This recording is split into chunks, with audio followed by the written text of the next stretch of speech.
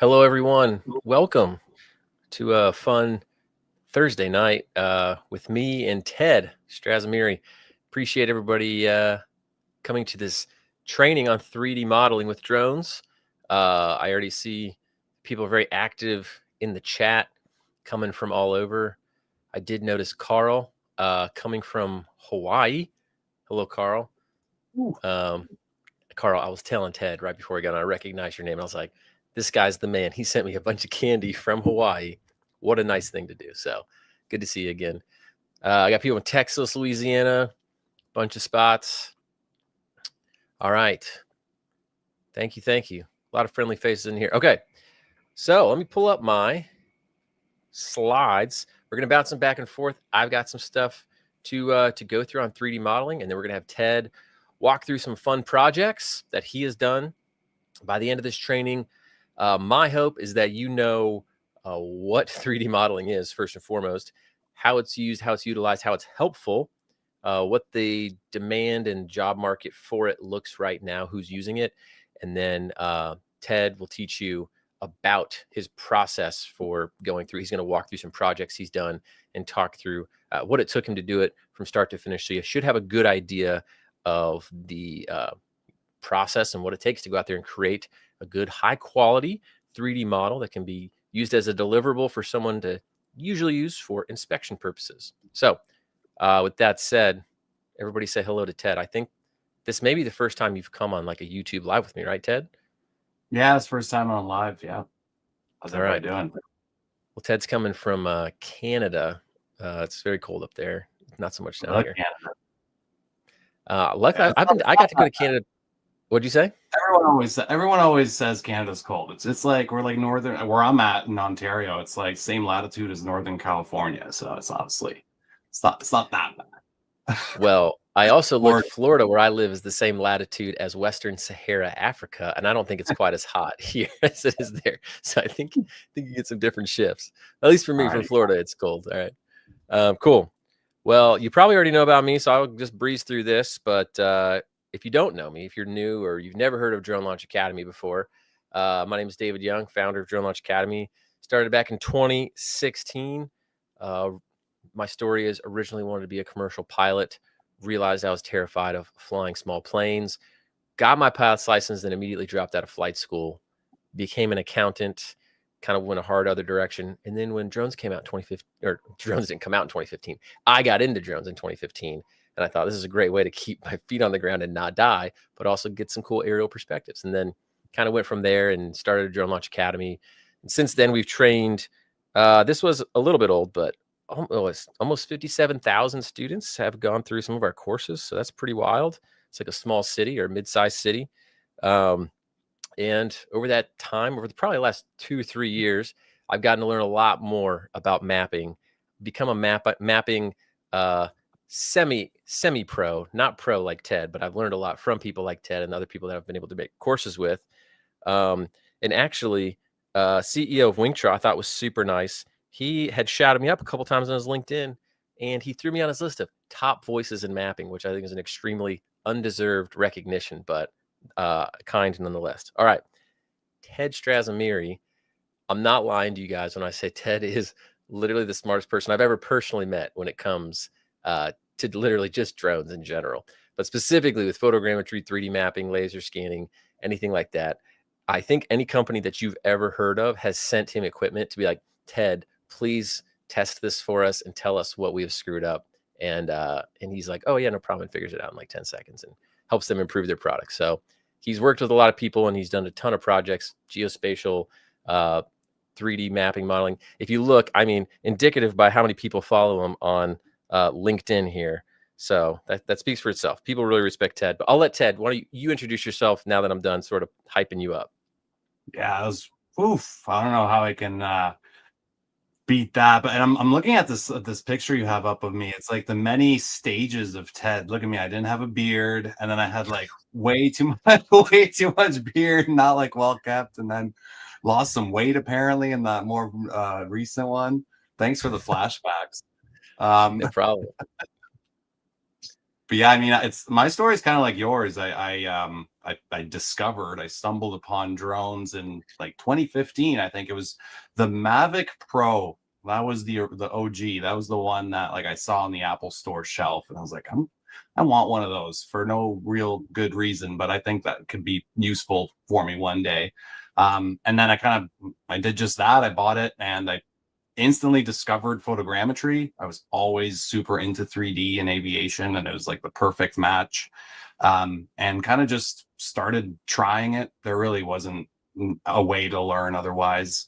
And I think just the overarching theme here is like I can show as much as I can of like how you should go about learning it, but really at the end of the day, it's practice and sort of hours spent clicking in front of a computer screen after you were outside taking a whole bunch of photos. That's, you know, it always comes down to practice, because it's kind of like an art and a science. You know, there's a little mix of art in the taking of the photos, and then there's the science of turning those two-dimensional photos into accurate three-dimensional data.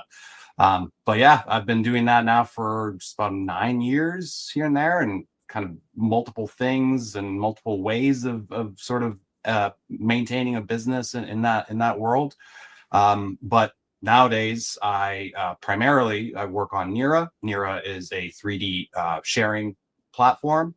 I think it's the best. I was actually a user before I started working with that team.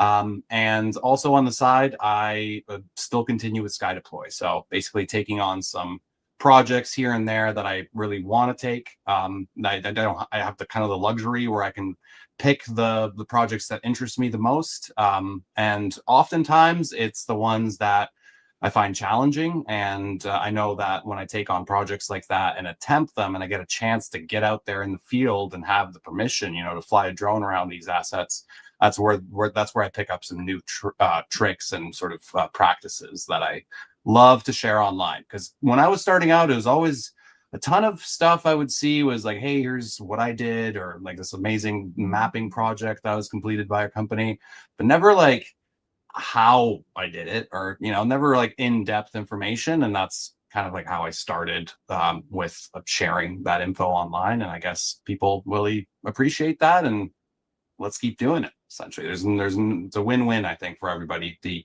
industry kind of rises together. But Yeah, and something else that Ted failed to mention about himself is he just got back from Abu Dhabi, where he was asked to speak at like a 3D modeling or reality capture conference. And then before that, earlier in the year, he was asked to speak at another reality capture conference in Prague. And then, I don't know, are those the only two like ones you've spoken at? I mean, I feel like you go around different places pretty frequently. yeah, I did a lot more last year. I got really busy this year here in town, and you know, have to stay in Canada and get some work done. But last year I was at Drone Deploy, did a at Horizons. It was in Arizona. It was an amazing conference. Did a presentation there. I really like public speaking. It's you know, I like when the audience is engaged with what I'm showing, and usually it's something visual, and which is really easy to come by in this field. Like, I'm dealing with visual subjects all the time, so it's really easy to present that and have people be engaged. And honestly, I love the feeling of, you know, eyes sort of just glued to the screen, because what they're seeing is like this brand new thing. A lot of people still don't understand that reality capture is a thing, and it's always something that I learn when I go to these conferences is what other people are doing, because there's a lot of cool stuff happening that you know, you may not always be exposed to. The one in Abu Dhabi was super interesting because it was all about digital heritage conservation. So that's like reality capture for archaeology, for you know, older structures, preservation, essentially.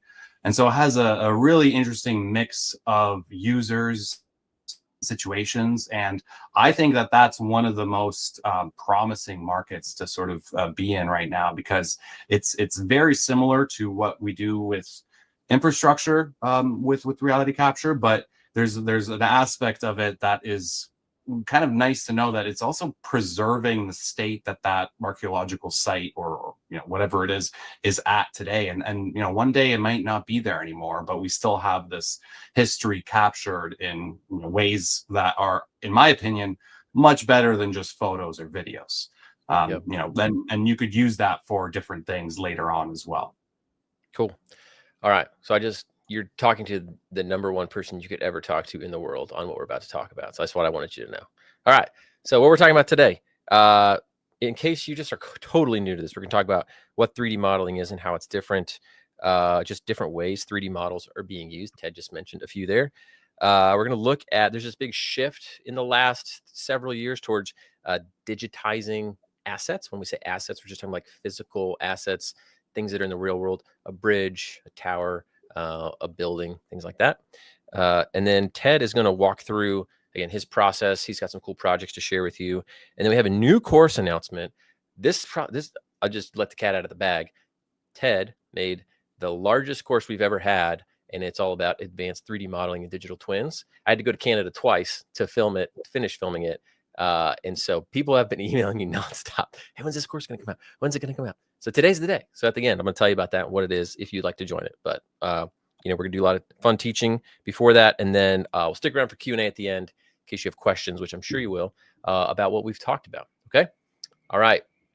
So with no further ado, let's dive in. All right. So what is 3D modeling and what are digital twins? I'm just curious. Why don't you guys just take a real quick crack at what you think that is? If you know, great. If you don't know, take a guess. While you're doing that, I will be taking a sip today. If you guys come on these, you know that sometimes I like to share the beverage I'm drinking. Usually I have a cold brew from Starbucks, but today we've got A&W Zero Sugar, brought to you by A&W, not sponsored. This is the only diet soda that I like. Diet Coke is absolutely disgusting, but I can't taste that aspartame aftertaste with the root beer. So here we are. All right, this is me buying time while you guys answer.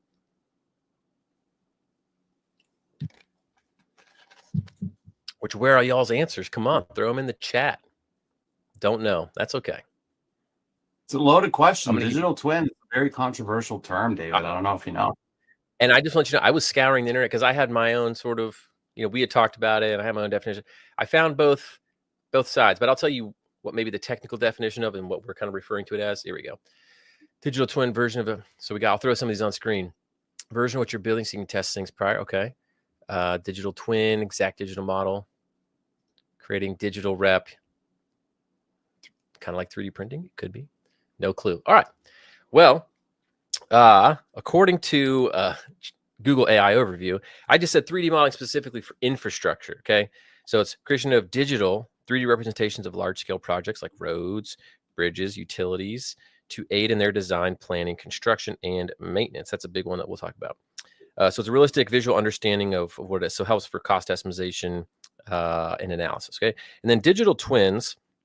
This was from Autodesk, which makes AutoCAD and all that. So they say digital twins with architecture, engineering, construction, and operations are comprehensive replica of built assets in their system. So it talks about things like buildings and bridges. Where you might hear people talk about digital twins also is sort of a digital version of something with also like live data built into it. So you can see whatever state that thing is in at this time in real time, it will reflect in like a dynamic model. For us, we're mainly talking about 3D modeling and taking a digital twin as like a snapshot in time of something. So when we're talking about that, that's what we mean. Okay. All right. So how is this different from drone mapping? So if you are familiar with drone mapping, and if you're not, I'll just explain. So drone mapping typically is something we're talking about photogrammetry, and I'm not going to try to spell that because it's long. But photogrammetry is essentially you're just taking tons and tons of pictures that overlap each other, all right? And then you send all that to a software.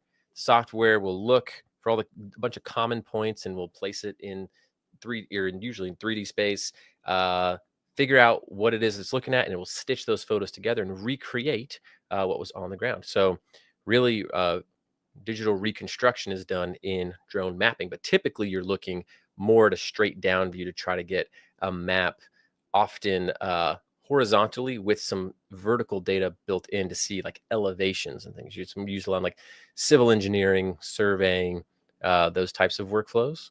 That's drone mapping. But in what we're talking about for 3D modeling, and Ted, feel free to chime in if you correct me if I'm wrong. But what we're primarily looking at is not so much like surveying land, but creating a 3D model of some type of vertical structure. So not something just looking down, but something that has a lot more 3D-ness to it, like a building, a bridge, a cell tower, some type of built structure. Do you want to, I don't know, add to any of that? Yeah, I mean, there's a lot of ways to name it. I think the way that you'll hear me saying what we're about to talk about is reality capture. Like most of the time, I refer to it as reality capture because that's essentially what I think of it as being most accurate. It's we have, you know, what's in front of us. It's three-dimensional. You know, it has different materials, different surfaces, different textures, and we're trying to make a copy of that, right? So we're capturing it. You're technically doing that when you take a photo, but reality capture refers to getting the whole thing, right? All the dimensions. So 3D is where that comes in. Digital twins, there's often referring to the same thing, but in, you know, technically a digital twin is like a connected system. So like if you have a digital twin of a building, you know, the model of the building is one thing, but then what about the HVAC system and all like the sensors in there and all of these other aspects that make that building run? Technically, a digital twin should be a complete twin, right? And then the other way that I like to refer to it is sometimes 3D reconstruction. So we're taking two-dimensional data and then we're reconstructing the three-dimensional version of it, right? Or the reality portion of it. So it really doesn't matter. At the end of the day, we're taking two-dimensional data, we're turning into three-dimensional data that is scale accurate and is as photorealistic as possible. And how you do that doesn't really matter if you're looking down or if you're looking up top, you know, overhead. Like it's all the same concepts. That is where things start to get a little bit more difficult, but you know, the concepts are the exact same as mapping: overlap, image consistency, and then photogrammetry. Cool. All right, moving on. So I'm going to try to go through some of this really quickly so that Ted can show you the cool stuff where he's going to be sharing his screen. But this, again, wanted to lay the foundation for you. So what are some real world use cases of reality capture / 3D modeling, right? I'm going to show you some old ways versus new ways. So old way for a bridge, and this is still used in some instances where they need it, but this used to be the only way they could do it, right? This is called a snooper truck. Snooper. And typically they're going to close down. This doesn't look like a very busy bridge anyways, but they would typically have to close down a lane of a bridge, put these guys in here and put that arm over and send them underneath the bridge. And that works when you got big open spaces. But if you have a lot of beams going back and forth in a tight fit spot, they can't shove these trucks and buckets in there quite as easily. So it makes it a little more difficult. So that's the old way. Well, now you can do something like this, like a 3D model. There's Ted. I just took a screenshot from one of the course videos that we have, of course, that Ted just did. But this is the project that we did. We went out to a bridge outside of Toronto and did a scan of it with the drone and recreated a 3D model of it that you can then go in and this was midway through the process. This is what the full model looks like. But that's how a lot of people do it now. And even I found a report from like the U.S. Highway something Association. They have a whole giant document, and I shared a little bit about in our pre-videos, if you watch those leading up to this, about, hey, here are all the ways that drones are better than our traditional inspection methods for bridges. Certain aspects, they help a lot, and certain ones, the manual way is still sort of necessary or better. For instance, you know, like some physical testing that they might need to do. All right, so that's bridges. Number 2 is facade inspections. So I'm not sure if you're familiar with this, but big cities like New York City, Chicago, a bunch of that, they have old buildings, and they used to have problems with pieces falling off the sides of the buildings and hurting people. So now they have mandatory inspections of facades for all buildings that I think are higher than 6 stories. There's a lot of big cities have the same thing. So you're required to get a facade inspection every 5 years approximately. And this is what it looks like to put up scaffolding around the facade of a building. Again, if you watch some of those videos, it was a guy, Danny from Australia, and he does some 3D modeling of buildings so that they don't have to do all the scaffolding work. And he said that one university he was working with, this would have cost him $100,000 to put all the scaffolding up around the building. And now they don't, and it would take, again, weeks to do the inspection. Now they don't have to do that because you can take a drone and do a 3D model of it. This is a shot from Drone Deploy from an article last year. And you can do your facade inspection that way. We can show some other stuff where you can get geo-referenced images, so you know exactly where it is on the structure, and you can zoom in with really high-res imagery to see any issues. You can even do this with, I got a buddy who does this with thermal. He does building envelope inspections. He does it with thermal to detect moisture, but it's the same process. He's just using thermal camera instead to see maybe where moisture penetration is, things like that. All right, facade inspections. Anything you want to add on that, Ted? You good? I'm just gonna say the building envelope inspections, especially in New York, is just like so much opportunity here because it is, I would say, like the killer app for drone-based reality capture like this. It's so much cheaper than the alternative, and there are almost always some sort of mandate or law that requires it to happen, right? And just it's relatively also pretty straightforward. It's not like bridges are, I always say bridges are like final boss. Facade inspections for building envelope like this, it's nice. You have GPS, at least you're doing work in open air. So really easy to break into, but definitely needs to know what you're doing when it comes to the actual inspection portion of it, right? Like one thing that I always do is I'm the expert in the collection and then the reconstruction of it, but I'm not the engineer. So my duty is to pass that on to the person that knows what they're talking about in that field. But if you can make it really easy for them because it's all laid out in 3D and they're not flipping through pages or pictures in a folder, then they'll want more of this too, and they'll carry you into projects. So definitely look at this if it's something that you're considering sort of, as a business. Yeah. All right. Number 3, ports. So ports have a lot of infrastructure on them. A buddy of mine, there's a lot of ports here in Florida because we're a giant peninsula. So a buddy of mine, he does stuff with ports to digitize their infrastructure. So one thing that ports have a lot of is storage tanks for materials and different things. And even at like different oil types of refineries or facilities, anywhere where you're storing materials, often those tanks have to be inspected every once in a while. And as you can see, this is a dude assembling scaffolding all the way up the side of a tank. And I didn't put this on here as an example I gave somewhere else, but like flare stacks, they would have to shut those off in order to have people go up them and do the inspection. Now they can just leave them running, I think, or maybe shut them down for a much shorter time, and you can use a drone to inspect it. So I believe this is, this looks like Drone Deploy again. I just grabbed a screenshot from somebody's video, but this is a 3D model of a bunch of tanks, and you can go in here and do similar thing to what you do for a facade inspection, but just, now you're doing it with ports. And for these companies where they're having to shut stuff off or shut stuff down, it's huge for them because not only do they not have to pay to put the scaffolding up, they get a lot of production value back from not having to close their operations. All right, and this one maybe a little more popular one, but cell towers. So cell tower climbers are always going to be a thing because you have to go up there and physically install equipment or adjust it.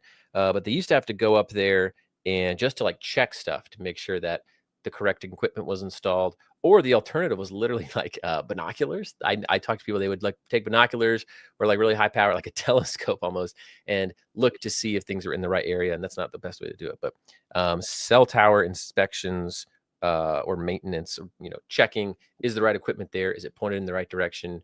Because these towers are usually owned by private companies and they lease space on the tower. So there have been instances where someone goes up a tower and throws their own stuff on there and they're not paying rent. So they check for that kind of stuff. So now you can, it's kind of a grainy photo, but this is just a picture of a flight path of a drone, and you can digitize the tower.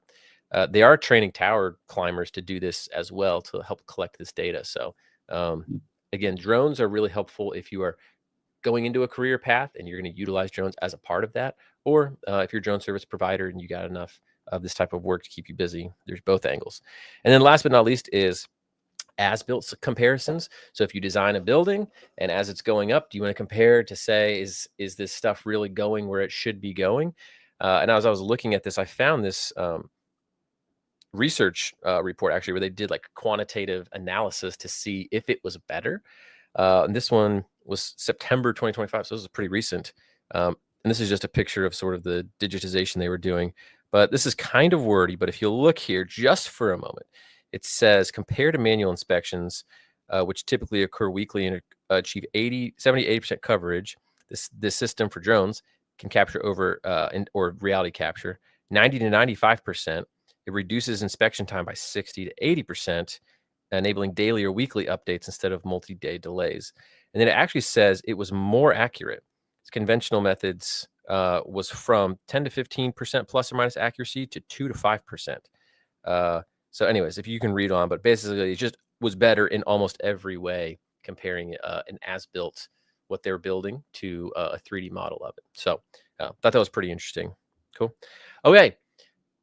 We'll answer all questions at the end too. So if you got them, you can throw them in and we'll look back, or you can ask them at the end. But now let's talk about what the shift is towards digitizing infrastructure. Again, if you watch those videos I sent out the last few days, it used to be literally all visual manual inspections. You had to get your eyes on it, maybe take a photo, write something down on a clipboard. Now everything's leaning towards digitization. Wow. I grabbed a research report. This was as of maybe like a month or two ago. This is 2025. So they look at the drone inspection market at almost 12 billion right now. But the next 5 years, they say it's going to almost triple to 31 billion. So we're the technology has been there for a little while, but I feel like we're at a tipping point from what I've seen for companies actually adopting this in place of a lot of manual stuff they've been doing. They're finally like, oh yeah, this is a better option. And then here was another article from this year. This was from McKinsey & Company, big research firm, talking about, they did a whole big study on how public infrastructure projects we're spending tons on it, and digital twins can help it be more efficient by 20 to 30%. So big shift in market demand towards digitizing assets. If you look at funding, I just got a couple examples. So I looked at like Massachusetts Department of Transportation received like $1 million grant to specifically for optimizing drone use for infrastructure projects. I thought I had the amount on here, but it wasn't on there. But there was like a huge, it was a bill passed in Congress, and it was either 60 or $100 million dedicated specifically for advanced digital construction management system and then there was a carve out, or maybe even another bill specifically for using drone technology for infrastructure. So if you're in the US, this is just an example of, again, the government is recognizing, hey, we got a problem. We really need to move this way. I'm going to scroll down here real quick. Enterprises are doing the same thing too. So Drone Deploy, probably one of the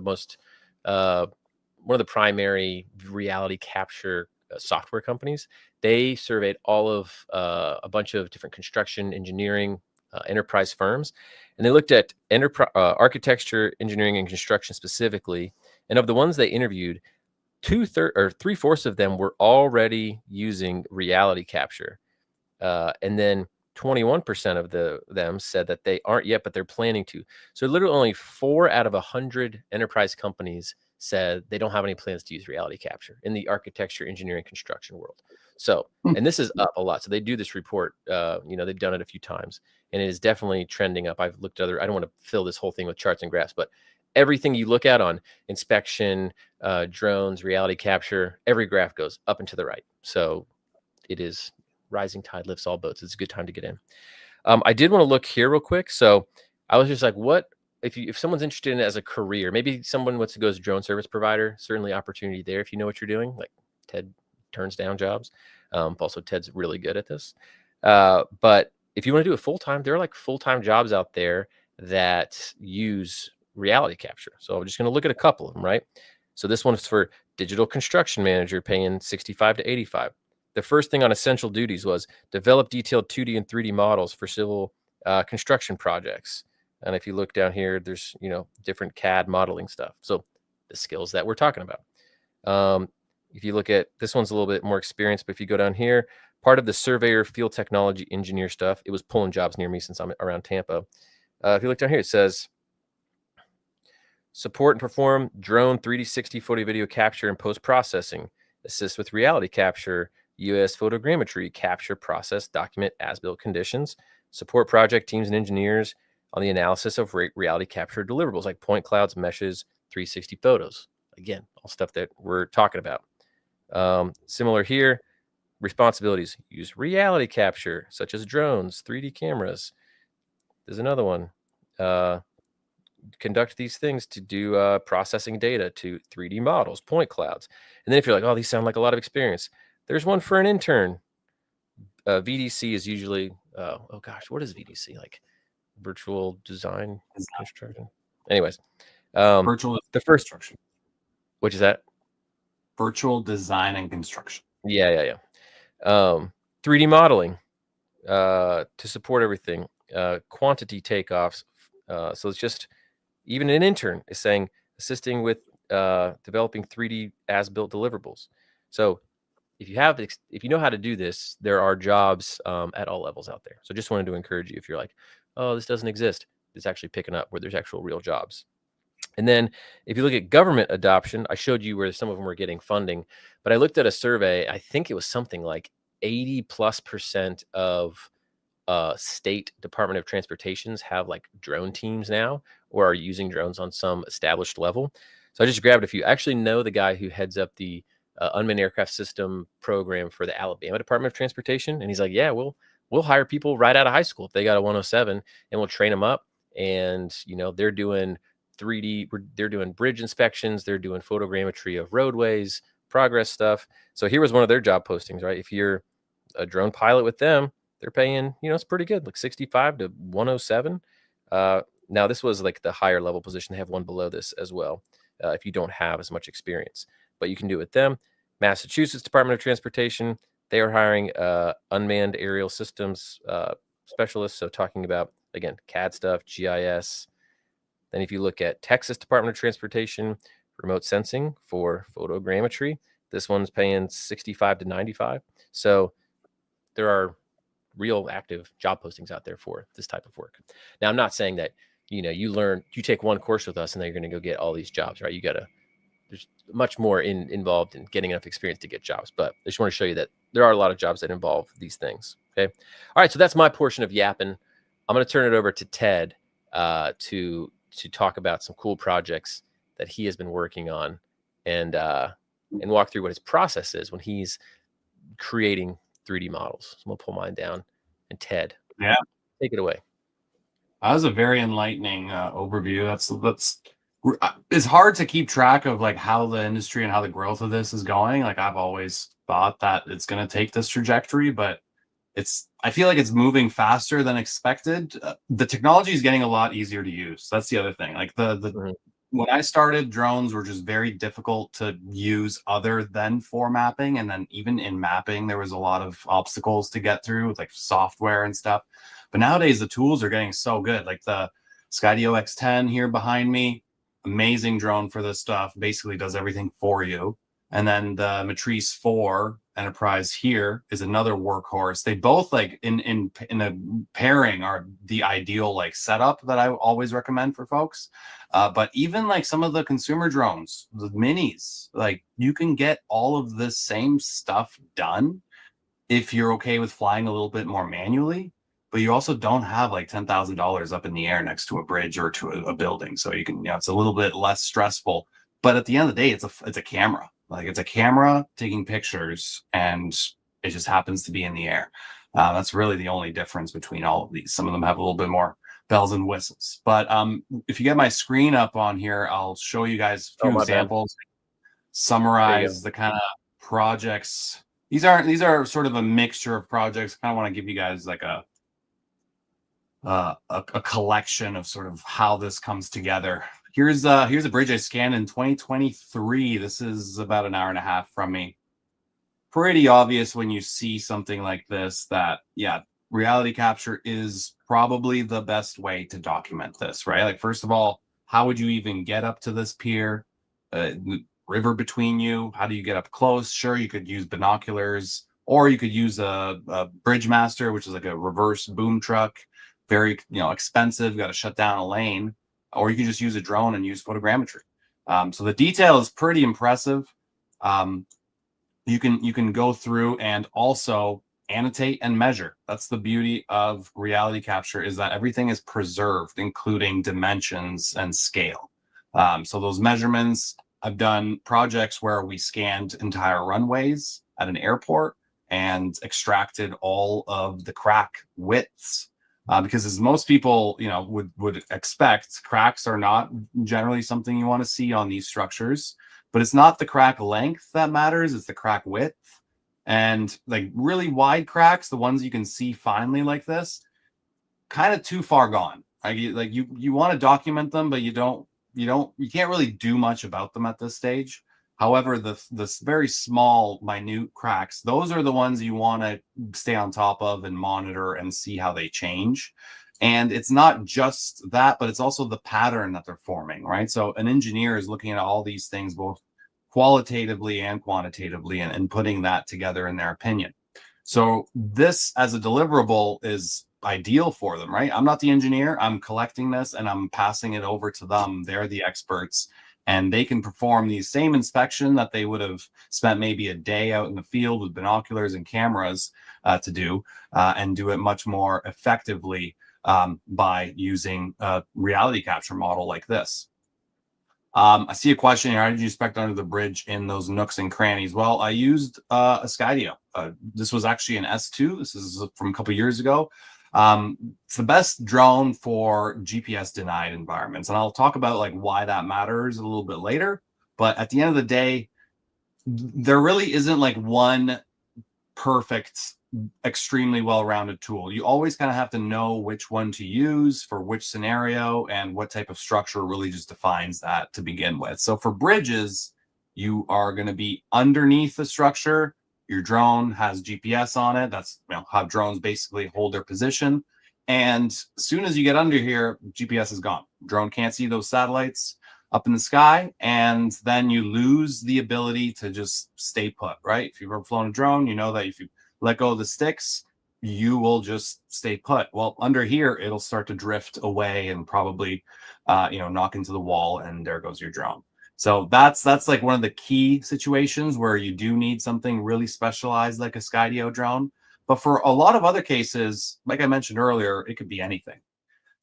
Now, the one thing that really starts to shine here is when you do this over time. So you repeat the scan. And by the way, the scan, I believe, took about an hour and a half with what you see here on site. And you can see we have both sides, all kinds of details. There was my vehicle parked. Anything that doesn't move gets captured. Anything that moves never makes it into the model. Is kind of the way that it works. And also, anything you can't really see very well many times also does never really come out very well, like what you see in this area here. But there's a way to fix that too. Let's take a look now what happened the second year. So 2 years later, went back to the site and created the same twin, essentially the same model. And this is where the real magic is obvious, because as you're looking through this, this is how you can very quickly detect changes. So over here, 2025, 2023. So easy to spot exactly where the problems are arising and what focus needs to be laid there, right? And also, it's quite straightforward to detect changes. You don't need, in a lot of cases, there's some AI tools out there that do a really good job at detecting this automatically. But honestly, if you just look at it and have a high quality model in front of you, you compare them side by side like this. That area looks fine. Let's keep going down here. Still fine. That wasn't there in 2023 though, right? So really, really powerful stuff when it's done year over year. And bridge inspections here in Ontario, especially, I mean, every 2 years we have to inspect the bridge by law. And I think that's pretty much the norm across the North American continent. If you do this once every 2 years, you're going to spot issues like this very quickly and very early on and remediate them, which then extends the life of that asset. So I'm showing this in Nira. So Nira is just on a browser. David, I don't know if you want to share this in the chat. People can take a look at it for themselves. Sure. I'll drop a link. I'm just dropping in the studio chat here. I don't know if you can put it up on the screen or maybe in the chat that everyone else can see. But this should just open up on your browser. Oh, I see. Hold on. I got you. Cool. Yeah, I'll put it in the comments. Yeah. So Nira, the way that Nira works, it doesn't actually process this stuff for you. It's the stuff that that we do in the course, creating 3D model. Once you're done with that, you get the results and you upload them into Nira, and Nira just makes it really easy to do that kind of analysis and then to also share with others. And that's how I started sharing my reality capture projects with the end users. And it always works. Like it just always opens on their end, and that's the biggest thing, because they're used to opening up PDFs. So we got to get it sort of as familiar for these end users as possible, because there's really very little adoption that will take place.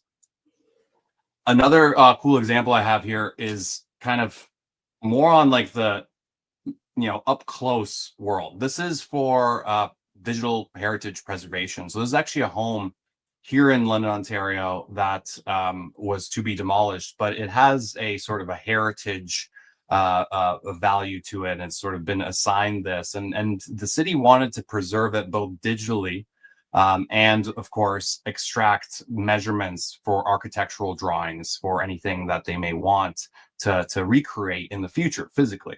But I did this. This was probably one of the most complex projects that I've worked on, based on like how much area was covered, because I did the outside with the drone. See, we have some really fine detail here. This was again a Skydio, but if you look in there, I have also captured the entire inside. That's just always so cool. Yeah, this I still love this the scan. I mean, it brings back some like nightmares of how long this took to put together, because it was, Sony A7R3 on the ground, laser scanner on top of that, and then drone outside. And if you see these little stickers on the wall, this is one of the best hacks that you can use. These are called April tags. I think we talk about this in the course as well. You can pick them up like this in magnet format, or print them yourself. Find them on Amazon. And when you place these within a scene, the software can actually detect them automatically and use these as sort of anchor points. So it's all about connecting networks of images that you've captured together to figure out where they were actually captured from. And when you have these anchor points, it just brings everything together more accurately and more confidently. So there's less sort of tinkering you need to do with it. As you'll see in the course, sometimes it can get really messy if you don't prep. And these types of markers are one of those sort of things that just are always in the kit.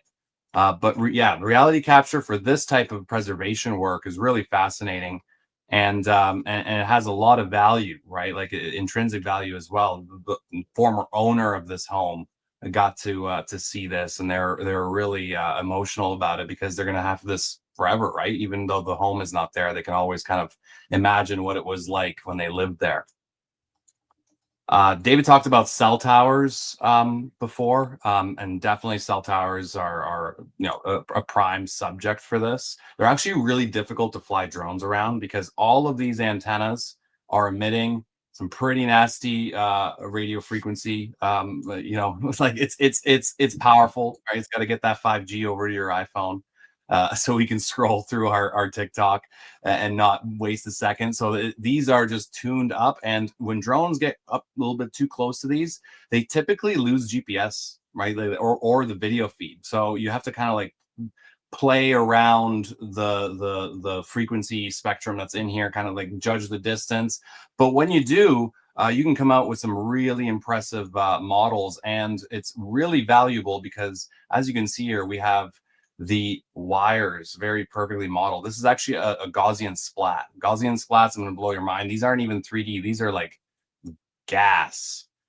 So I mean, I don't even want to get into how incredible Gaussian splats are, because we could talk about it for an hour. But it's just another format, right? We have triangles, points, and then now splats. And one of the most important thing about these cell tower inspections is actually the direction that these panels are facing. Like, what is the azimuth of this panel? And where is it on the deck? Which level is it on? So in a lot of cases, it doesn't have to look pretty for it to be effective. If the end user can sort of measure the direction and the height on the tower, then job is done, right? So a lot of stuff I'll show you is like very visually impressive, but in the real world, and when you're doing it for hire or for business, you need to kind of be as efficient as possible, and model like this may be overkill in a lot of situations, but the fundamentals are the exact same. You're just doing more of it to get results that are really visually appealing. I'm sure everyone's also come across the example of solar panels and photovoltaic cells. Come across a few of these myself. Here's another example where that reality capture of information in the infrared spectrum, and then the RGB spectrum is very important. You can very somebody was easily asking earlier what it would look like. Somebody was asking earlier what it would look like for thermal. We were talking about facades. So if that was you, this is what you do. Yeah, I got a few thermal examples, but generally what you're looking for here, or what the inspector or the engineer is looking for here, are these types of anomalies right there. You see that sort of string of cells, that is hot. It's hotter than the ones beside it. That's really all that thermal tells you. It's the relative temperature difference between things. And so why is that warm? Like, well, that typically means it's not working, right? Instead of converting that sunlight into electrical energy, it's just sitting there and getting hot. It's not converting anything efficiently. So when you look at it in RGB, you wouldn't be able to tell, but it's important to have the RGB because that might be some debris on that, right? It might be something that's appears to be a fault, but it's actually just maybe a blanket or a tarp that's kind of been dragged there by the wind. Here's another example of that. This is a part of the Niagara Escarpment near me here, and this has been undergoing a lot of erosion. I mean, if you ever see Niagara Falls, it's pretty obvious why. It's because there's a huge body of water falling over it all day long. But in an area like this, geologists and the PhD student that I was working with on this study, they were trying to figure out why this part of the escarpment is especially this bad, because there's no waterfall here. And what ended up being really interesting is we have the RGB reality capture model, right? We have a lot of detail through it. Show you a part that I thought was really sharp right through here, that geometry. And we have the mesh, right? This is sort of the structure, the skeleton. And over that skeleton, we drape those pictures. That's called a texture. But I was flying the X10, which has RGB and thermal in the same camera. And when you start to compare now where the heat is, and in this case, the heat is represented by anything that's brighter. So this is the color palette called white hot. You can kind of see what might be going on here. This is pretty interesting because there's definitely some groundwater that's making its way through the different layers of bedrock here. And that's probably what is contributing to that erosion.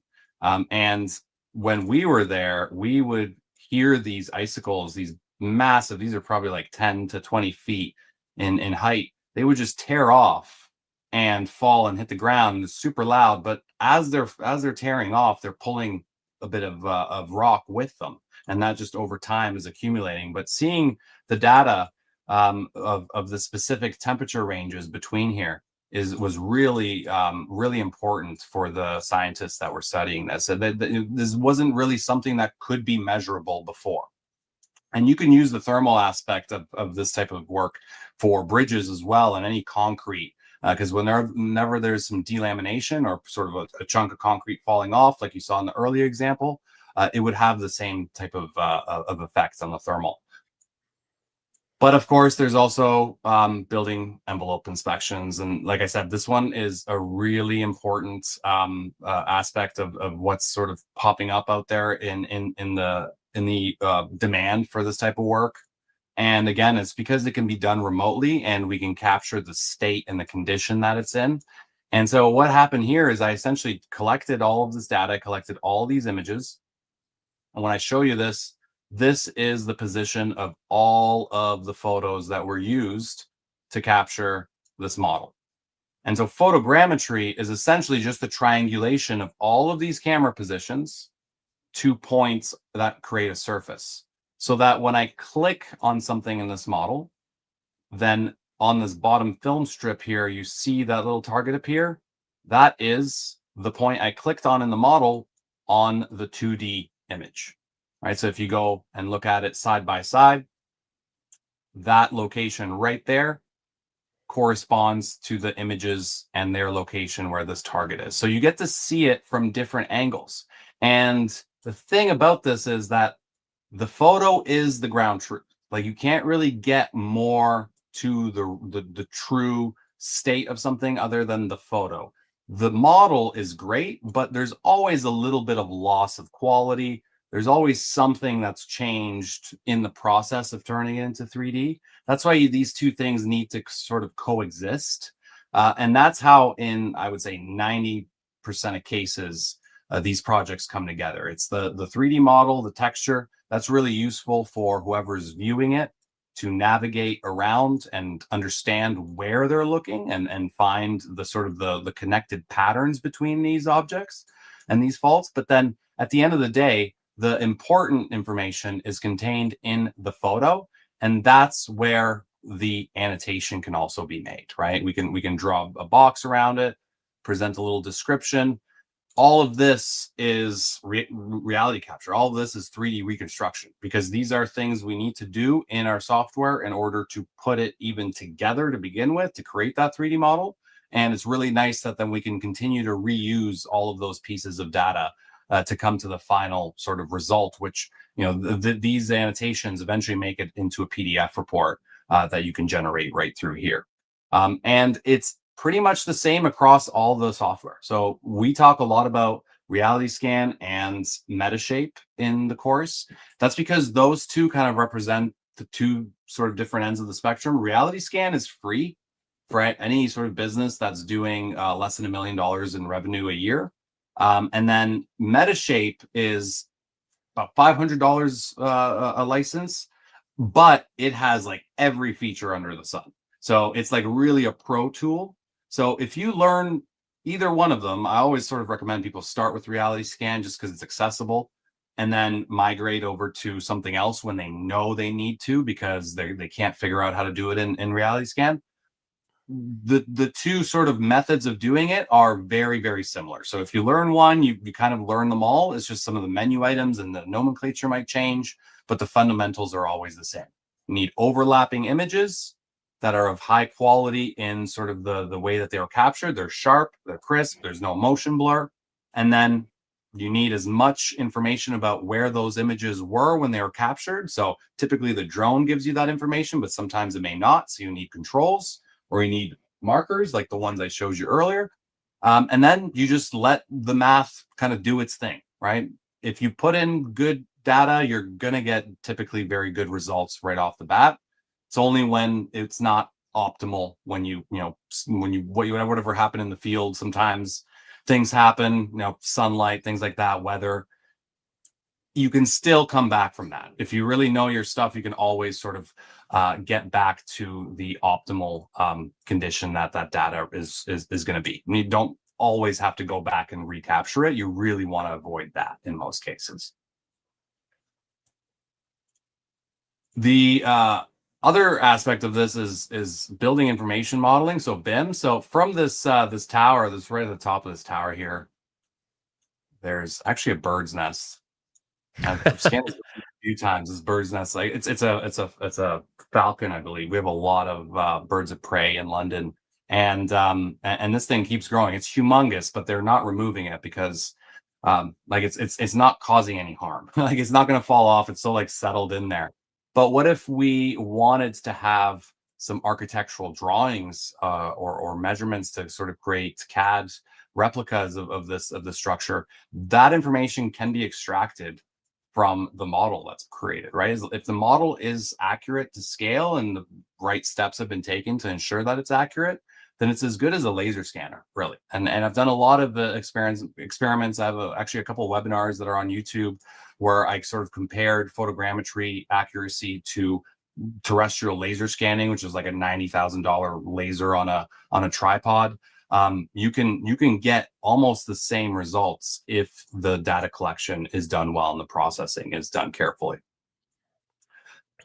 But let's wrap it up with some bridges. Ted, let's do this. Well, let's save that one. Let's save the one. So what Yeah. I'll do is, let me tell you, since I don't want to keep you guys here too long, let me show you the course that Ted put together, and I'll open that up for you all, and then we can come back when we do Q&A, do a few more examples, and then you guys can ask more questions about this. All right. Yep. So, okay, you guys have heard a lot about 3D scan, reality capture. I know this is probably, maybe if you're brand new to this might be a lot for you. It might be better to start with some fundamental stuff, because you do need to know about how photogrammetry works and some stuff about GNSS if you want to do some, getting it geo-referenced. But if you are looking to do this at a more professional scale, that's essentially what Ted put together. So if you do want to pursue this professionally, there's a career or as a drone service provider, really got two ways. You can do it the way Ted did it, which was figure it all out yourself, which has some advantages, right? You get a lot of experience clicking around things, and you get a lot of hands-on time, but that can also be kind of frustrating. Ted's the smartest person I know, and he's been at this for close to a decade, which is why he's so good at it. I gotta be honest, I could do this for a decade. I would still not be as good as Ted is, but you can do it yourself, or you can just obviously take the class that Ted made. So he put together the longest, most comprehensive course in Drone Launch Academy history. We added up all the runtime. It's almost 11 hours worth of video content, and I'm going to show it to you. So we're announcing new course certifications, 3D modeling and digital twin. So this is what it looks like. I'll show you inside in just a sec. But if you finish this course and you pass the final exam, if you're familiar with our this is the 5th course in our advanced drone mapping and modeling certification program we put together. So if you finish this, you get, which I'll show you here in a minute, an actual certificate, and this can be put on your LinkedIn or whatever, and other people can go in and verify it that, oh, this was a third party who gave you this. You only get it if you get a passing score. And you can just add it. Obviously, this is not like getting a college degree in this stuff. However, there's a lot of drone pilots out there, and a lot of them claim they can do a lot of things, even though they don't maybe have the knowledge they think they do. So this is just an attempt at having a third-party validation that, hey, you have gone through material and you've at least passed an examination to test that you know what you're talking about, so you're not going to totally screw up some job for an employer. Just an extra measure of confidence that you can give someone, okay? And then there's one more thing I want to show you. So Ted showed you some of these examples, but he did a 2-hour live training about a year ago on some of the stuff where he dove deep into a lot of these topics. And we'll get into that in a sec, but I just want to show you real quick. I will, I have to stop that and start a new screen share. All right, this is the course. Let me see if you guys can see this. All right, so this one's about to be available. I'll show you in a second, but I want to show you what is inside of it first, in case you're interested in getting in there. So he talks, intro stuff. We go through gear and equipment, essential types of drones you may need to do this. Now, you can do, one of the questions I know you're going to ask is, I even saw someone like, I have a, like maybe I have a Mini 3 Pro, or I have, maybe a non-enterprise drone. Obviously, it becomes much easier the nicer drone you have, especially if you're doing things around bridges, because you need this sort of obstacle avoidance stuff. But the process is the same no matter what drones you're using. I mean, it's the same with using ground-based cameras or a drone. If you have an image and you can put it in, and you can take overlapping images and you can put it in a software, the source of the image doesn't necessarily matter. Obviously, the higher quality image you have, you don't have to be quite as close. But I don't know, Ted, you can talk about that for a second if you want. Yeah, I mean, you start with your phone. I use ground-based cameras all the time in situations where it just doesn't make sense to fly a drone. So, like, your phone is the perfect example of the sort of the tool to start learning with. If you have I think it's iPhone like 14 and above, they have the LiDAR sensor in there. Download apps like Polycam or Scaniverse. They're free, and they will do the whole processing for you. It's a really good way to, like, pick up the fundamentals and kind of like see what works and what doesn't, and then start to sort of bring that up a level and try more complicated scenes still with your phone. And then if you have a consumer level drone, same concept, just do the same type of movement that you would see or you would expect from mapping, essentially. So really just builds up and up from the equipment side of things. Definitely don't need to go out and spend a lot of money to get started. Yep. So this is what the course looks like. There's a video of Ted, and then we created an actual full textbook, which is just essentially all of this written material down here. The textbook will be in there shortly. We're just finishing up I wanted to tweak the design a little bit, but it's the same content you're going to get here in the text below. So, and then everyone is followed up by a short little mini quiz to help you remember what you learned. All right. And so we go through a ton of stuff here, essential software. Then we get into flight planning. This is desktop-based flight planning. So this is where Ted's talking about the April tags, and on this project we just did, we're going to talk about how you can plan the strategy for planning this out and doing some desktop-based flight planning. In reality, we went out there and did the flight planning on the controller in the field because it's become a lot easier, but this is an option to do it on the desktop as well. So Ted talks you through all that stuff. We also talk about if you're not doing a bridge, maybe you're doing a building envelope inspection. Here's how he would walk through his flight planning, for that. In this case, we can let There's Ted. All right. And then it's the best we've noticed to teach through projects. So instead of just being like, all right, here's this information, we just take two actual projects and we just go through them start to finish, and Ted walks you through along the way.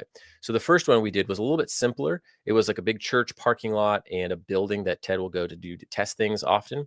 So we literally hopped out to the field. I was behind the camera. Slip out of control. If it's shaky or anything like that, you can blame me.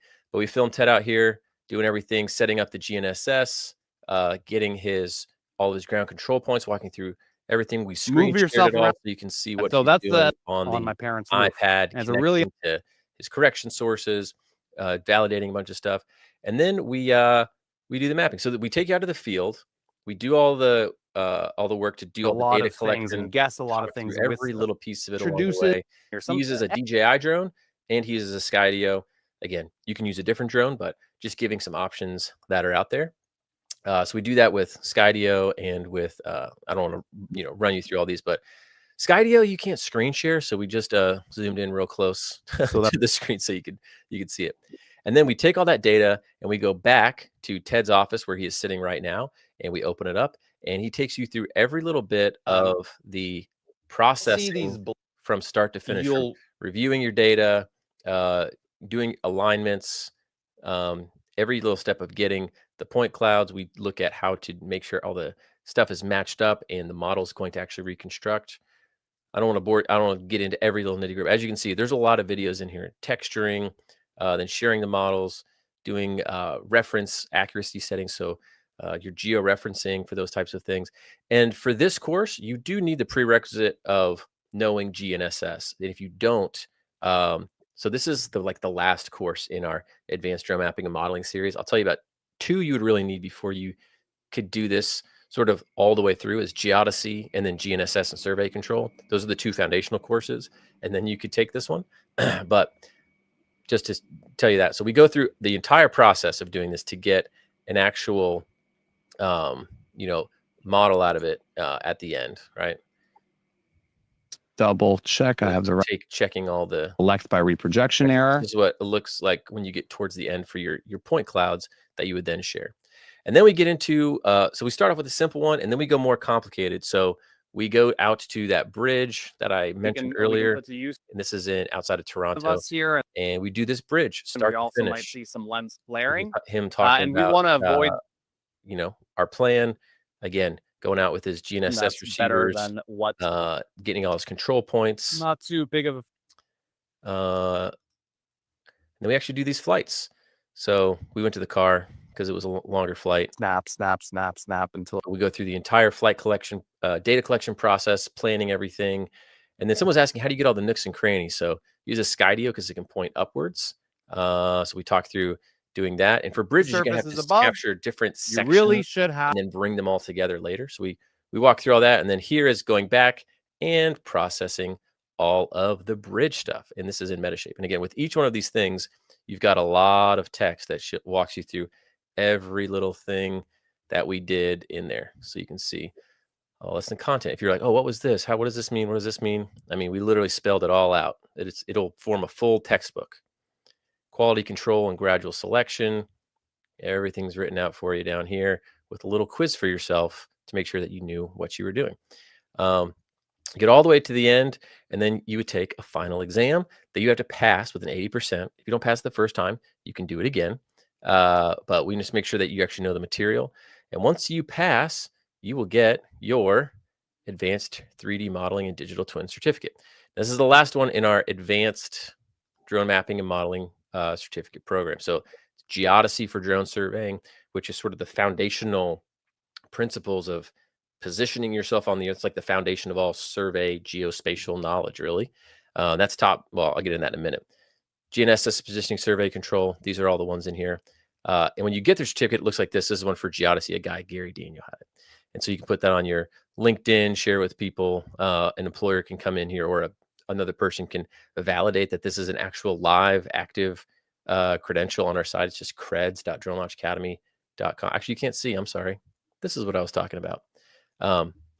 Someone could validate your credential to make sure it's actually active and is real. Cool. All right.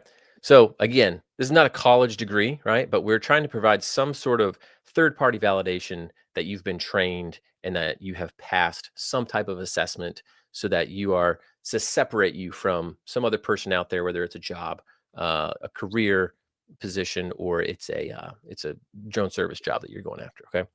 All right, let me go back. That's a quick overview of the course all the way through. Again, it's about 11 hours worth of video content and a lot to read through. So these will actually count as, if you're a surveyor or engineer, surveyors and engineers use photogrammetry. And in many states, these count as continuing education credits for your license. And we'll get to that in a second. So for anybody who signs up today for this, if you want to do this, if you feel like you're at this level and you want to go for it, we're going to also give you some bonuses. So this is a 2-hour live training that Ted did, where he dives deeper into this. He talks about another building he did where he had some issues getting it to match up and how he handled that to get everything to align. You noticed this, but he walks through in more detail in this church project and how he does his planning and teaching from a few more examples. He actually went through how he got his comparing the laser scan to the photogrammetry and those differences. So that would be an extra bonus we would include for you. All right. So Larry's saying, David, how much is this? Well, these advanced courses are the most expensive thing we sell, since they're primarily for enterprise applications. But we try to price them all to where if you were actually to utilize them in a job, you would earn the money back on that in one job, maybe 2 jobs. That's our goal. So we don't want to make it to where it's like, oh, there's no ROI on this. Okay. So this course at full price is $7.99. Ted's unreleased 2-hour training. Some could say it's priceless because it is actually not for sale. I don't really release it. And then the first 20 people to sign up, I got Ted to agree to do a 1-hour group coaching call on Zoom. So you can ask him questions and I will pay Ted's time. But normally if you go on Ted's website and you want to book time with him, I think you charge, like it says it, so I don't mind sharing it, but you put $150 an hour on your website. So, but I'll pay it and you can have that for free for the first 20 people who sign up, right? All right. So the deal is, for people on this call, we're gonna do $300 off of the main course. So you get it for $499. It's not for sale. The discount is you get access to it. I didn't know how else to say that. And then for the first 20 people, you'll be a part of the group coaching call. So you can get all that for $499. If that sounds like something that you want to jump in, here is the link. I tried to shorten it. It is 3D modeling deal. I believe this is, advanced 3D modeling deal.com. Okay. If you go to that URL, it will just take you straight to the checkout page and you can get that. Now, this total deal, if you want to get in, this is going to be good until Tuesday, the 18th at 11:59. So if you're like, just write this down if you're thinking about it, right? And then the first 20 people to get in will get that deal with Ted. So that's for this course. Now I know some of you have asked in the past about joining the full program, all 5 of those courses. So obviously those are much more expensive, but if that's something that you want to pursue, going all the way from geodesy, or actually I'll show you what those are. So this is, if you get the full certificate, right, you get your advanced drone mapping and modeling certification badge, which means you've done all 5 courses, which includes geodesy for drone surveying, GNSS positioning and survey control, teaches you all about how to do control points using the GNSS receivers. That is where you can get absolute accuracy in your maps, which if you want to do anything serious, especially in survey engineering, you need to know that. Advanced drone mapping for construction and engineering is the 3rd course, advanced drone mapping for land survey. And then finally, the one we just talked about, advanced 3D modeling for digital twins. So this is a lot of coursework that you would get. It'll probably take you a while to get through. So if you do get through that and you pass all those, you have that to share.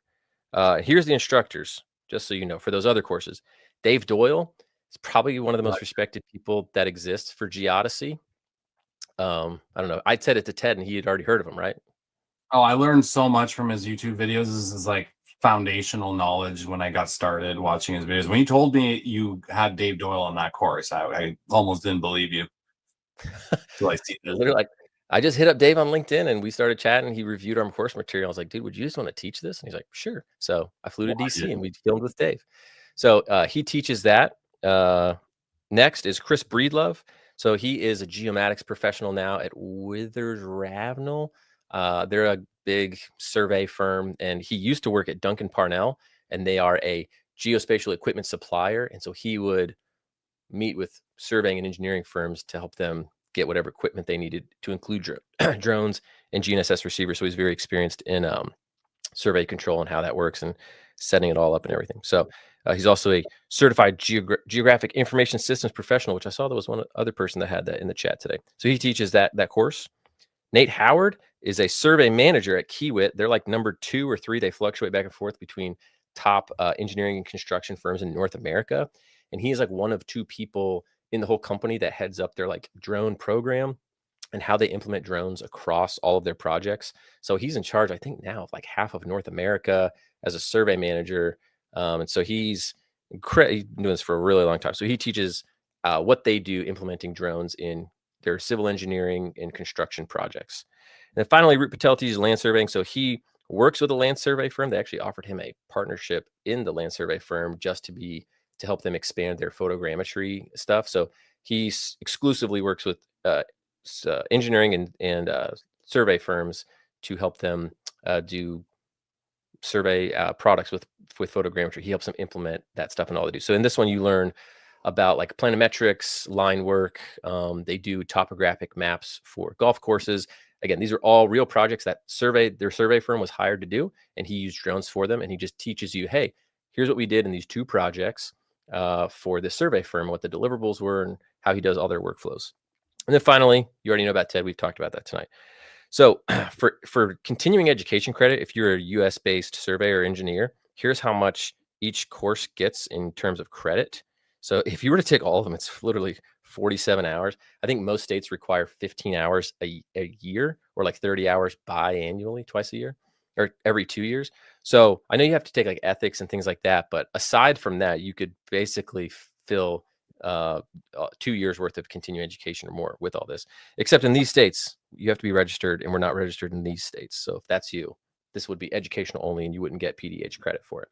All right. So if you do want that, normally these are the prices of all those courses. So if you're to buy them all individually, it's like $3,200. But again, that's going to be 50 hours of education. And again, I think Root, he said he gets paid about that much on each survey job that he does for people. I mean, he did one job for an engineering firm and got paid $8,000. So again, Root's been doing this a while. So, you can build up to that, but I'm just saying it's price expensive because these jobs pay well. Okay. And here's our other people, testimonials, people who have already gotten these credentials and certifications, right? But your deal tonight, if you want to get in, we haven't offered this course as a part of it yet. So we just said, hey, you know what? We're going to do half off everything. So if you do want to get in all of those courses, you can get all 5 courses for that. And the deal for this is ADMM, which is Advanced Drone Mapping and Modeling, deal.com. All right. And that will get you all of these courses for half off. I know that's a lot, but if you're considering doing this professionally, I think that's a very good deal, especially if you're already a surveyor or engineer. This will save you a ton of time on field work and accuracy. All right. So those are the two things. Let's go to Q&A. I'm just going to write these URLs here so you can have them if you would like to write them down and not forget and come back later. The only limited thing on these is the 20 slots to meet with Ted. But otherwise, these will be open until Tuesday, and we'll send out more emails about that. Okay. So I'll say all 5 courses. And this one is just the advanced 3D modeling with Ted. Okay. So those are the deals. If you want them, go after them. Otherwise, let's get into some Q&A. So Ted, or if you guys have questions, ask away. I saw some good ones I'd like to go through here. I was looking through the chat. Let's hit it. Let me find. Real quick, someone asked a question. Is a 2-hour training included with that program? Yes, but not for normally. But that was part of the beta group that we launched. We taught everything live. And so we're including that for people who get in like during this little promo launch period. We'll include for this the course plus the 2-hour unreleased with Ted plus the group call for the first 20. Sorry to cut you off, Ted. Just want to answer that. No worries. All right. Mechanical shutter. I saw that. Whenever I see that, I get like a little bit of a tingle. How important is mechanical shutter? We hear this a lot. It's like this thing that's kind of carried through like drone mapping. It's important for mapping. It's not really important at all for this up close photogrammetry reconstruction. Like stuff isn't moving past the camera very quickly, so the rolling shutter effect isn't a big deal. And actually in the course, David, I don't know if you remember this, but we did X10, which is electronic shutter, doesn't have mechanical shutter, versus M4E. And the X10 actually was more accurate than the M4E, which has a mechanical shutter. So like if there's ways to mitigate against all of that risk that mechanical shutter, is supposed to prevent due to that rolling shutter effect, it's a little bit blown out of proportion in sort of the marketing of it all. It's definitely better, but it's not always the case, right? It's not make or break, especially for this 3D reconstruction stuff. That's up close. I also wasn't expecting it to be better when we did that face off out in the field. I'm trying to look back for some other questions. Let's see. Oh yeah, someone said prerequisites. I would say for this course with Ted, you don't have to take these courses, but you need to know the knowledge contained within them. Would be the like the drone mapping and modeling fundamentals course. We literally go through like what is photogrammetry and do some like basic processing jobs. Geodesy, because we talk a lot about. He's going to start talking about N-trip and this and that and datums and reference frames. You're going to be kind of lost. So geodesy, and then the GNSS and survey control course. When we talk about control points and things like that. If you know that information already, that's fine. You don't have to take these courses, but you need to be up to speed on that. That was this.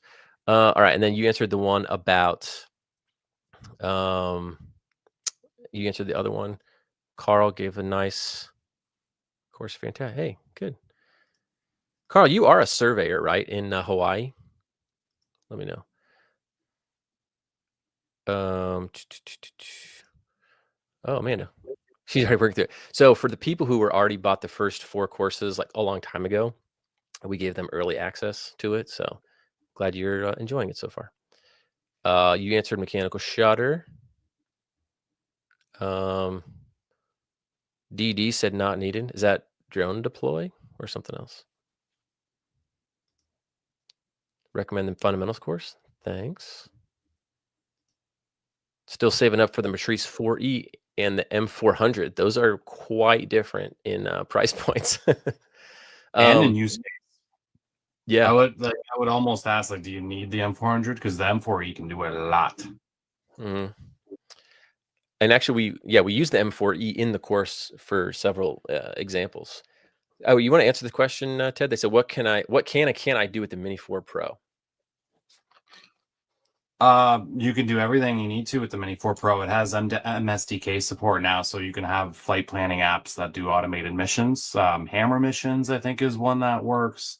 I don't know if drone Link? deploy up, Drone Link. Yeah. So basically, if DJI has released the SDK for the controller for that drone, you can basically do the same thing. And the Mavic 4 Pro does have that now. Or Mini 4 Pro. Sorry, it's too many types of DJI drones now. But yeah, it's a fantastic drone. I love that drone. It's probably made me the most money, like cumulatively, over any other drone. I did a whole bunch of parking studies. I had a business called Parkalytics, and we used the Mini series the most because it's just so simple and straightforward. Yeah, I'm glad they did that because, there just seems like if they don't do that, there's just such a gap in the barrier to entry for being able to learn this stuff. It's like, oh, I don't even, how much are M4Es now if you can even get them? Last time I checked, they were like $8,000 or something. It's like, oh, if you don't have $8,000 or you can't learn mapping, but luckily now you can use a Mini 3 Pro. It's like $400 and you can use that and do the same process that we do in the course. Yep. Just go up. Gabriel, thanks for the nice. Thanks. Do I have any city or state CEUs? Yeah, I mean, there are 50 states, and we don't have. These are just the ones that required like a lot of extra steps. 1, 2, 3, 4, 5, 6, 7, 8, 9, like 10. So I don't know, 50 minus 10, 40. I don't think California requires. There's some states that don't require any continuing education, so you don't have to worry about those. We did over that. Can you? I don't think you do GI Bill because we're not like an accredited like university. We're just an independent training provider. So I'm sorry, but no. We have talked about partnering with some universities though and offering some of these courses through them, so you can get like university credit, which then you may be able to pay with GI Bill. So if that is of interest, we could look into that a little bit more. I see a question here. What GNSS do I use? Sorry, I'm like way behind. I'm sorry. Yeah, I love Emlid products. They just kind of changed the game and made it accessible to everyone. I have not the new ones. I think the new ones are awesome. I don't think you need them if you have the previous ones, though. But yeah, that company is one of my favorites for the industry. It's done so much to bring it up. Yep. Where were you? Oh, man, I'm sorry. I'm trying to. I was way behind on some of these. Some questions about the DJI ban. Won't a ban affect brick something like trees? It will be blocked. It will not. From what I know, no. From what it seems like they'll just basically not be able to release new products into the U.S., which is a big bummer. So I went and looked on Amazon yesterday, and you could still get.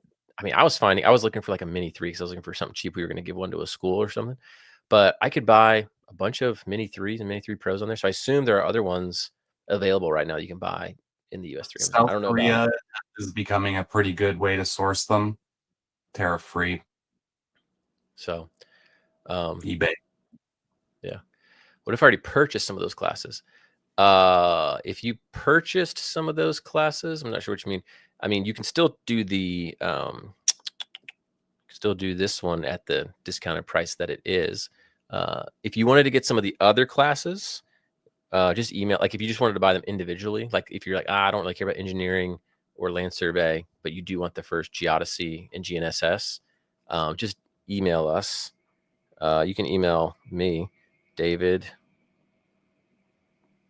at Drone Launch Academy. And we'll set you up. We'll discount them for you if you're going to buy like multiple, Oh, here we go. What kind of GPU am I going to need to buy? You want to talk about computer specs that you need to run some of these photogrammetry programs? Just an NVIDIA card is unfortunately the only one. Like which NVIDIA card is depending on your budget, but it has to be NVIDIA. Photogrammetry software on desktop does not work on a Mac, and it doesn't work on a PC with a AMD GPU. So you have to go green. Yeah, I looked at specs for some photogrammetry software. Like this is not the one we use, but most photogrammetry processing engines are doing similar things. And they said like basically if you have like a $1,200 ish machine, typically that's kind of like your base point in getting in. I'm way behind on these things. 4E is a great option. I'm gonna go from the bottom up. All right. 4E is a great option. It banning, so the FCC, when they go on the covered list, it would just mean they would be no longer approved for any new ones. I heard someone say, oh, well, they could retroactively apply them, but I did not. That turned out to, at least from what I found, turned out to not be a true thing. And Dave, I agree with you. I think that DJI ban is dumb. I'm scrolling up. Somebody just got a Mavic 4 Pro on Amazon. Great. Mini 5 is on Amazon right now. Fantastic. What about local workforce? What about it, Carla? Let me know. We can talk. Oh, wait, unless you were responding to something else. Sorry. Had some issues drone link locking up with autonomous flights. Oh, interesting. Yeah, you got to look at their specific. Sometimes they require like a specific Android device for some of the older drones. RTK, free or paid service? It depends. I'm assuming you're in the United States, and it depends on what state you're in. There are private networks you can use for RTK service, but in Florida, a lot of times the local Department of Transportation in your state will provide free, it's called N-Trip services. So in Florida, I can create an account and I can get access to their N-Trip network for free. I know a couple other states do that. But if not, there are a few things you can buy access to a private service. And there was another one that's almost like a peer-to-peer type of service. I'm blanking on it now. Do you remember what it's called? And it's not super expensive. You know what I'm talking about? I think you're talking about like the decentralized networks. There's Yeah. Onakoi, there's GeoNet. GeoNet is what I'm thinking of. There's Point One Nav is really good. That's very easy to access. I think you can get a 2-week trial without a credit card too. So if you're in a pinch, do that. You can even, I mean, what I do is I host my own. That's the best way, I think, is you buy a receiver, you just put it up on your roof, and then you broadcast it out to these networks. You actually can earn credits to use when you need it out in the field. Like and you're not in GeoNet. your, yeah. Yeah. It's a little, maybe time. it might be slightly more advanced if you're a beginner to do that, but it's possible. Yeah, I know a lot of people use GeoNet and they do that. Yeah, most of these things are plug and play, to be honest. Yeah. So, you answered my question. AirMapper 38 years, land surveying and LiDAR tech for 25 years. Awesome, Carl. Did you answer this one? What GNS says? So you use? He said, "Is MLID 4 worth the buy?" I think anything MLID's worth the buy. It's a great company. Can't do anything wrong. The 4 might be a little bit too much, honestly. Like it's more of like MLID is getting to like the pro like all day surveying levels, right? For what we do, for like a tenth of the cost. Yeah, like tenth of the cost of like a Trimble or Leica is, and right. So it's about time because there's really no need for GNSS to be expensive. It's like it's pretty much a finished technology. It's not, there's nothing anyone's doing that's different. But yeah, MLID RS3 and RS2 is what I use. I have 4 of them over there. Can't have enough. But also the new MLID 4, it looks pretty awesome, but don't really need it.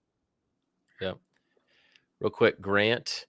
I think it depends on the type of work you're doing. I would say that M4E will probably be more universally helpful unless you have really a need for thermal. But I have friends who he does commercial roof and building envelope inspection stuff, so he needs the thermal, so he uses that. But yeah, I think like if you're gonna go with one, I would probably go with a thermal. Would you? All right. Yeah, because it's got RGB as well, right?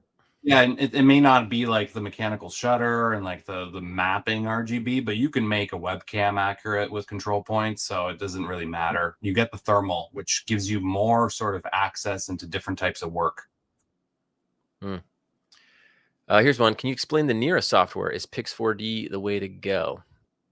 Pix4D is not the way to go. Nira doesn't do what Pix4D does. So just so you guys understand, Nira is a sharing platform that makes it so that you give someone a link and they open up that link and boom, there's the model that you created. And it doesn't matter like what device they're on because it's actually video.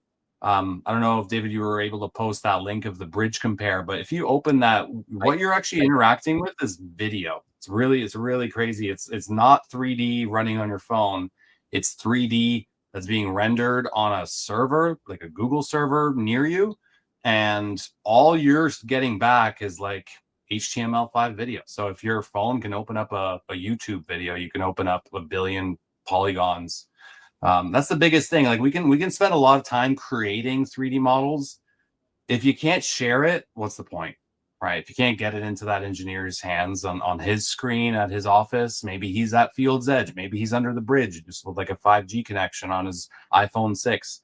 Like he wants to check out what that bridge or what that section of the bridge looked like last time you scanned it, maybe 2 years ago. If you can't do that right then and there, like, is this useful? So you need some sort of processing, and then you need some sort of sharing, and Nira covers the sharing, in my opinion, the best way possible. Yeah, but the sharing, the ability to annotate, the ability to inspect. So it's not just it's sharing so that the end user can actually use it and make notes and get their, right. Yeah, exactly. Like making annotation makes the reports through those like typically with the building envelope inspections and the bridge inspections, what I do is I put that up on Nira and then I send that link over and I have them worry about making those annotations because they can just do that there and they can go generate report, and that's half the job taken care of by the end user that otherwise I would have had to figure out another way of getting someone involved to accomplish that part. Yeah. Oh, Carly, you were talking about if some like local workforce folks can sponsor for learning credit. Yeah. I mean, I would encourage you, if you have any job in any type of engineering, inspection, geospatial field, government, see if you can get reimbursed for some of this stuff. A lot of companies have education budgets, learning budgets, and so we get pretty frequently asked, hey, can I get a receipt? Hey, can I get a certificate because I got to turn this in my job and get reimbursed? So it's always worth exploring. Someone asked Nira, what is the cost for Nira typically?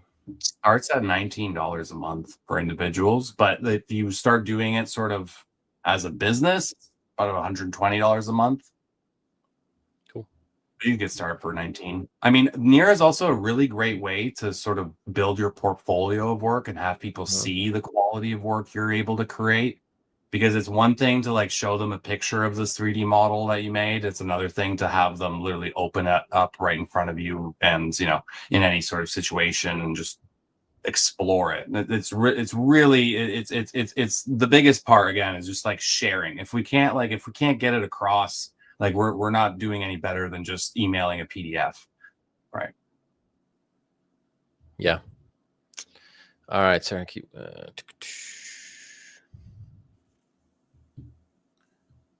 I think we've answered some of these questions here. If you're literally just getting started, do these courses you walk through all the way from the beginning? This one, drone mapping and modeling. Oh my, drone mapping and modeling. Fundamentals does. I believe, Audrey, did you add it on there? I think we put it on there so where if you're checking out with this course, you can get half off of this course as well. And then if you do guys want to get these, we'll just do this. We'll carry the same deal forward. We'll just let you get half off of any of these three if you're going to do the advanced 3D modeling course.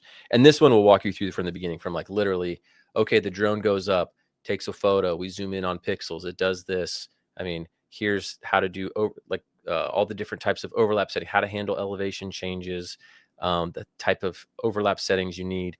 We also have 2 sample projects in there. One of them was, I was asked to do like a non-official, I'm not going to say survey because I'm not getting in trouble, and it was not a survey, and it was relying on the measurements, but they wanted to see scenarios for their drive-through flow. They were thinking about adding a third lane, and they were considering bringing it in from different points. So they just wanted a visual representation of what that might look like and how they could do it. So we mapped out the parking lot just in Google Earth, just kind of annotated some lines where the approximate measurements of where things might be in the world. And the cool thing was we gave that to them, and then a year later, they actually picked one of the options and completely redid everything the exact way that it was on the plans we drew up. Now, I'm sure they hired like a survey firm, an engineering firm, and did all that stuff. But for their planning purposes, they used that, which I thought was pretty cool. So we go through that in that course. And then the other one is there's a big building development going up. And so we do photogrammetry over that. And then we grab some GIS data from the county of where all the lot lines are. And we overlay that on top of the map we did so that we can see progress of each house by lot. And we do different type of inventory tracking things and things like that. So a little more construction progress update stuff in there.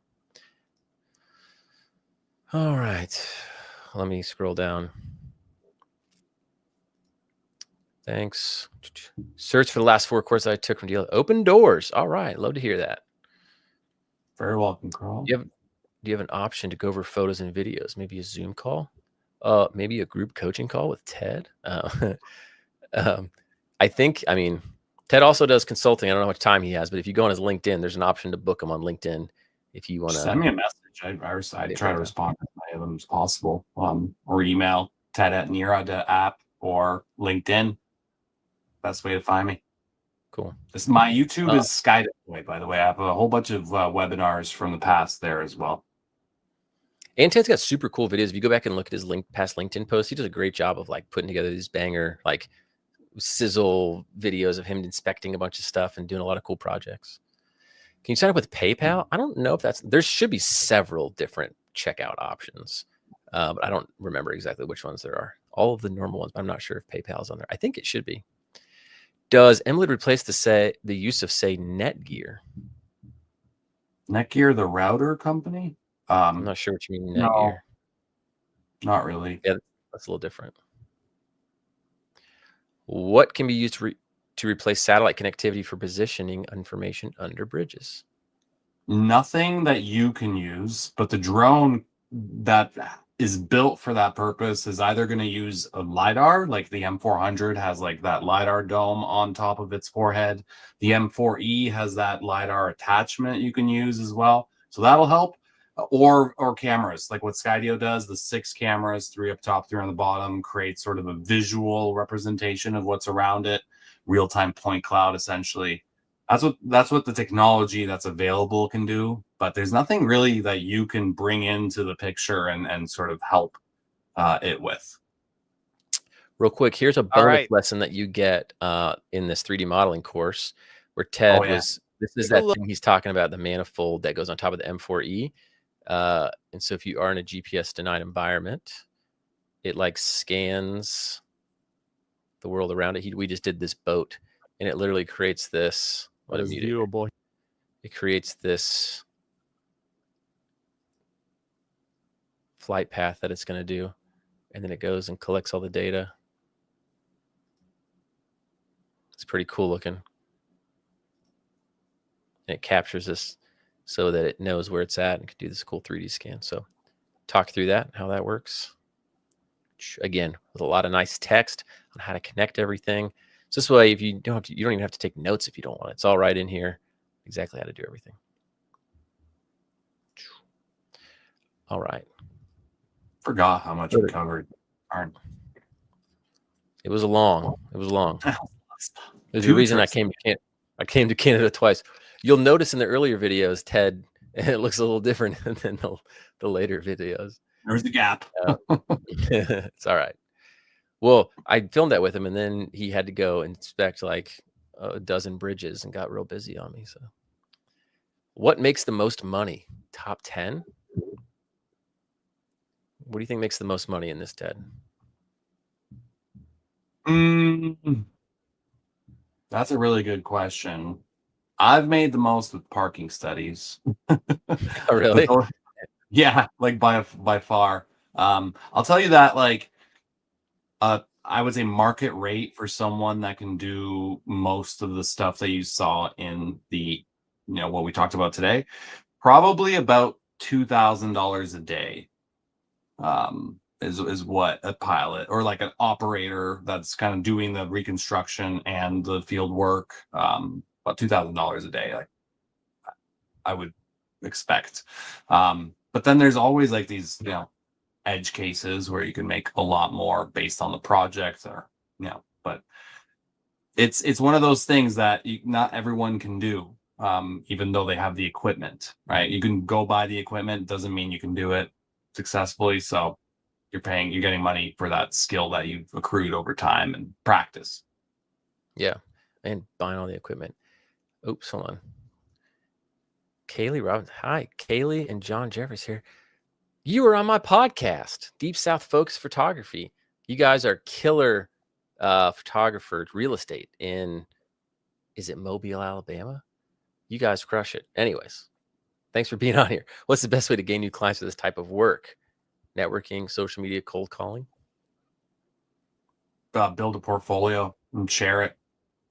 Like that's how I did it. I just literally every project that I would do, I'd make a quick little video about it, like a sizzle reel, just like David said, and just post it. Doesn't really matter if it's good, right? You're still putting yourself out there, and then have a way for folks to see that information. Yeah, I will say, my friend Root Patel is much braver than I am. He's got like no shame, and he would literally just took a OSHA certification, got a hard hat and an iPad with his like projects on it, and he would just start walking up. He started with construction sites, just walk into construction trailers, knock on the door, and like, "Hey, is project manager here? Can I show him this stuff?" It didn't work every time, but that's how he got his first jobs. And even I told you about this guy earlier, Nate Howard, survey manager for like one of the largest construction engineering firms. He's like, yeah, people would come up, knock on our trailer, and even if we didn't have like a job, like a contractor job to give them, sometimes we're like, well, we don't have that, but we do need a full-time person to do this. He's like, people have gotten jobs that way by just like showing up to the trailer and, being available. So not to say that it's going to work every time, but this is not not in this course, but we have another course on like drone business specifically. But you'll be surprised how well, I say cold email outreach. I'm not saying like spam blast everyone, but let's say, you research 10, 20 companies or commit to sending, try to make 5, 10 email intros a day. Just say, hey, here's who I am. Here's what I do. Can we chat and show you this and maybe be relevant? I saw that you're working on XYZ project. People, when they were trying that, were having hit rates of like 10, 20% on people replying back to them, and that turning into opportunities. So if you've got the patience and dedication, cold calling people is typically, or walking up, is maybe more effective in terms of relationship building. But, I know plenty of people who can build business with cold email. I like going to events, like going to an event where like my target customer is going to be there, and then, showing up and building some friendships. That's how we met. I think we met at Commercial UAV. Well, we did. I mean, I chatted with you a little bit on LinkedIn before, and then we met at Commercial UAV, and then from there. All right. Well, a couple more. Yes, this webinar will be on YouTube Live. Would I be worried to buy a DJI product? No, I would try to buy them while I still can. Yeah. If you put anchor points on a bridge, will that carry over when under or moving through?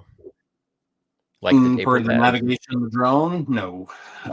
What those would be useful for, though, is if you scan that bridge again to get those two bridges to align. And when I showed the side-by-side compare, that could be a useful way of doing that. And that's essentially how I got that to work, by kind of doing these tie points between one and the other.